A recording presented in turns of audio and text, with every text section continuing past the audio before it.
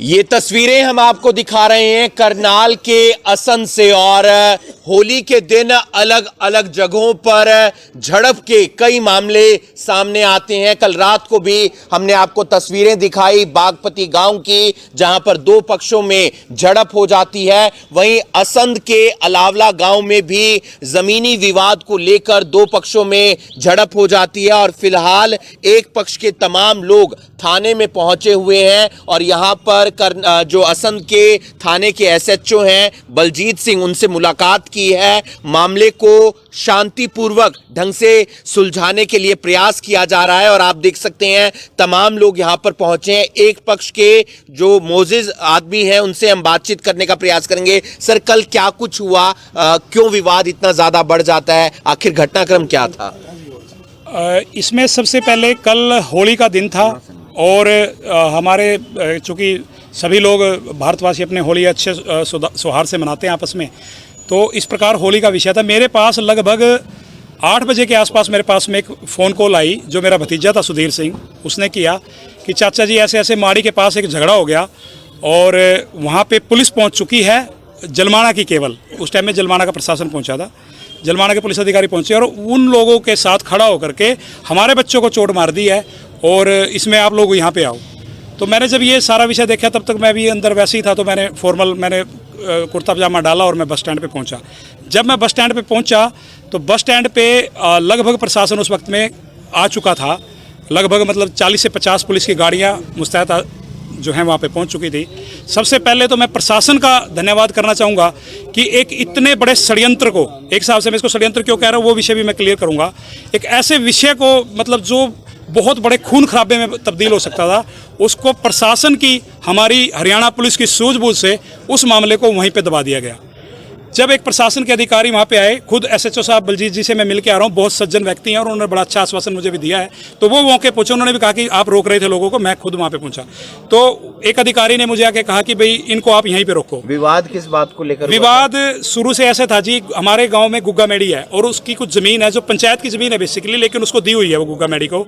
उसको 40 साल से कब्जा किया हुआ था। ये जो डेरा है गुज्जर का डेरा बोलते हैं, इसमें कई लोग हैं, नाम मैं जानता नहीं, ABCD काफ़ी लोग हैं। तो इन लोगों ने उस पर कब्जा किया हुआ था लगभग 5 से 6 किले। तो पिछले 1.5 साल पहले गांव में युवाओं की समिति बनी और उन्होंने वो ज़मीन उनसे छुड़वा ली। इस बारे में एक पंचायत भी हुई थी।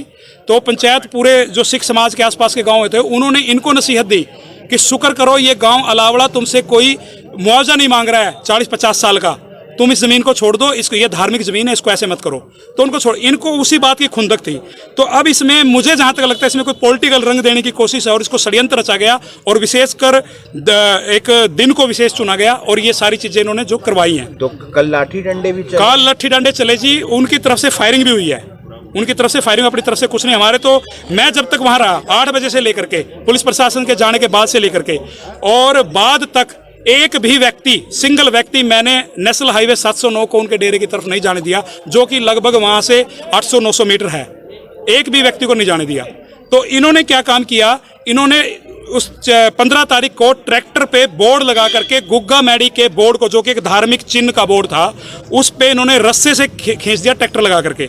अगर इस बात को कोई हमारे गांव का धार्मिक तूल देता है, कोई राजनीति करता, तो कितना बड़ा विषय बनता। मैं एक बात याद दिलाना चाहूंगा विशेष समुदाय के लिए, उस समुदाय के साथ जब एक ऐसा हो गया था तो उन्होंने जिंदा व्यक्ति मार करके बॉर्डर पे टांग दिया था बेअदबी के मामले में। क्या ये धर्म की बेअदबी नहीं हुई है? लेकिन हम इसको कोई, मैं दोनों समाजों से अनुरोध करता हूँ, इसको ना धर्म का तूल दिया जाए, ना इसको कोई बिरादरी का तूल दिया जाए। ये नाजायज लोग हैं जो झगड़ा कर रहे हैं, जो जमीन पे कब्जा करने वाले दोषी लोग हैं, जो जिनका काम जबरदस्ती जमीनों पे कब्जा करना, ये माफिया लोग हैं, बड़े लोगों से मिले हुए हैं, इस प्रकार से कब्जा करते हैं, ऐसे लोग हैं। और हमारी तरफ से बचाव पक्ष है, उसमें कुछ लड़के शरारती हो सकते हैं जिन्होंने शराब ऑलरेडी पी रखी होगी, क्योंकि कल होली थी। मैं किसी का पक्ष नहीं लेता। आरोप तो आपके पक्ष के लोगों पर भी लगाया जा रहा है कि उन्होंने लाठी डंडे चलाए हैं। बिल्कुल, मैं बताता हूँ, अगर उनकी तरफ से किसी को चोट लगी हुई है, मेडिकल रिपोर्ट हो जाएगी। अगर उनकी तरफ से चोट लगी हुई है तो वो भी तहरीर दे, और हमने भी अपनी तरफ से तहरीर सत्यता दी है।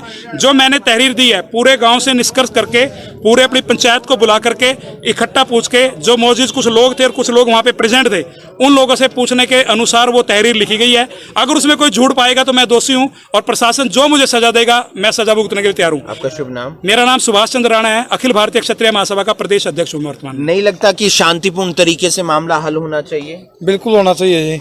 लेकिन जो उन्होंने हरकत की है ये भी तो नज़रअंदाज नहीं होनी चाहिए ना वो चीज़।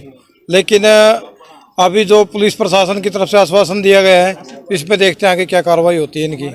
तो आप देख सकते हैं तमाम जो अलावला गांव के लोग हैं वो थाने के अंदर पहुंचे हुए हैं और सभी चाहते हैं कि मामले को जल्द से जल्द शांत किया जाए, शांतिपूर्ण तरीके से ये मामला सुलझे। कुछ और मौजूद लोग भी हैं। सर, मामला शांतिपूर्ण तरीके से हल होना चाहिए, भाईचारे के साथ रहना चाहिए, मानते हैं आप? हाँ मानते हैं जी, बिल्कुल सही है जी। हाँ बिल्कुल सही होना चाहिए, कोई रोल रब में तो कोई फायदा ही नहीं जी। हम तो सारी उम्र एक ही जगह रह रहे सारे, कोई दिक्कत नहीं।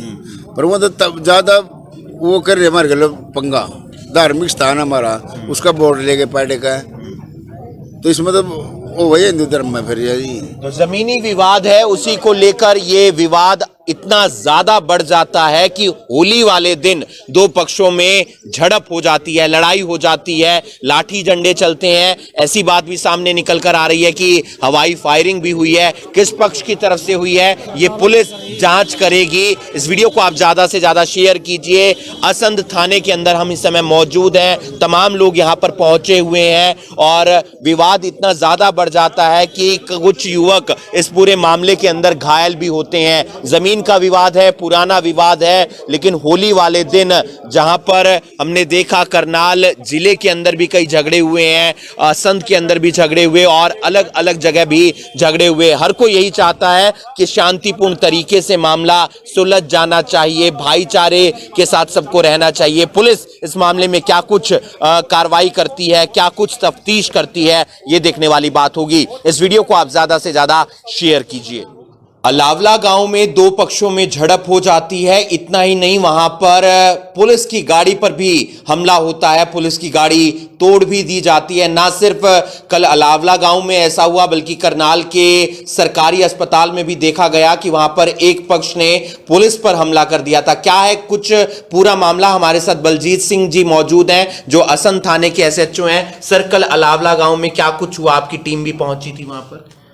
अलावला गांव से हमारे को सूचना मिली थी कि वहाँ डेरा है मेजर सिंह का, तो वहाँ डेरे पे झगड़ा हो रहा है। इस सूचना पे हमारी चौकी से स्टाफ जो नज़दीक रहता है वो बहुत जल्दी वहाँ पहुँच गया था।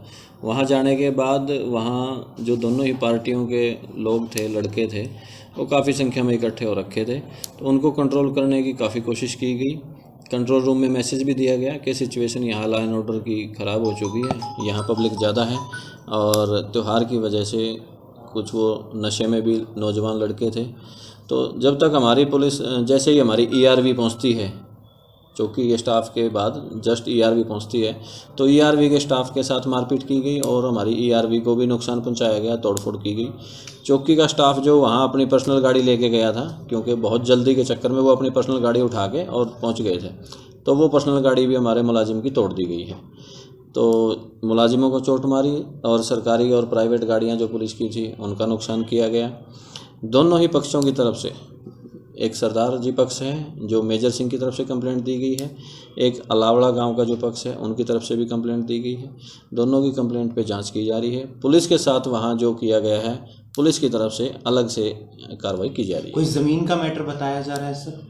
अभी ये इन्वेस्टिगेशन का विषय है, जैसे जैसे इनसे पूछताछ की जा रही है। अभी भी कुछ लोग अलावला से आए हुए थे, उन्होंने कुछ बताया कि वहाँ गुगा मेडी की कुछ ज़मीन है, उसका कुछ इशू है इनका, पहले भी उसको लेके कोई कहा सुनी हुई है, वो आगे इन्वेस्टिगेशन में क्लियर होगा। तो हवाई फायरिंग भी हुई है, ऐसी कोई बात सामने? वहाँ पे हमारे चौकी इंचार्ज के साथ 3-4 का स्टाफ था, चौकी में स्टाफ हमारा इतना ही रहता है, तो वहाँ ज़्यादा संख्या में लोग इकट्ठे थे और अंधेरे का समय हो चुका था, नशे में थे, ना वो सुन रहे थे किसी की, तो उस टाइम पे हवाई फायर करके और लॉ एंड ऑर्डर सिचुएशन को काबू में किया गया था। कोई हिरासत में भी लिया है सर? अभी तो बुला के पूछताछ की जा रही है, जैसे जिसके खिलाफ सबूत आएगा उसके खिलाफ कार्रवाई की जाएगी। तो चोट वगैरह भी लगी है सर किसी को? चोट जो सरदार जी पक्ष है, मेजर सिंह की तरफ से जो कंप्लेंट आई है उसमें एक व्यक्ति है, उसके अंगूठे पे चोट है और उनका मेडिकल भी साथ में कंप्लेंट के आया हुआ है। हमारे मुलाजिम को जो चोट है उन्होंने भी अपना मेडिकल करवा के और हमारी पुलिस की कंप्लेंट साथ में लगाई, कार्रवाई की जाएगी। जी बिल्कुल। फिलहाल अलावला मामले में पुलिस ने